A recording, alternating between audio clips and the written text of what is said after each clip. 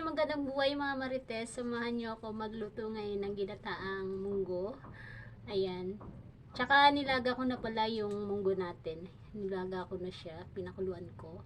At ito naman ang ating mga gulay. Hinihanda ko na rin yung mga gulay. Ayan. Hindi ko na kayo sinama paano gayat-gayatin, ganyan. Alam nyo na kung paano, di ba? Tsaka ang ating sangkap, bawang, sibuyas, kamatis, tsaka ang aking more ginataang gulay at pork cubes.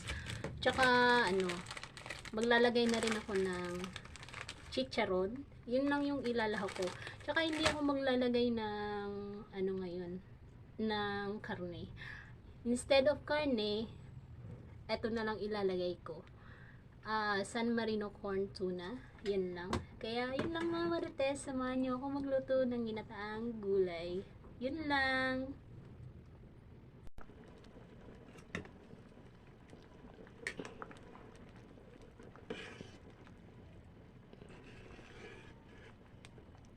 Ayan ang ating ginataang munggo mga Marites. Luto na siya.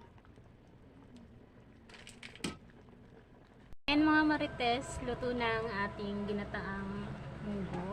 Ayan, kain na tayo. Titikman natin.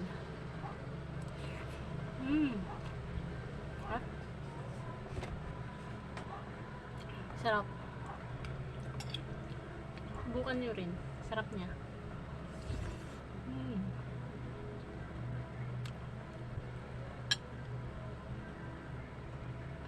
Yun lang. Bye-bye.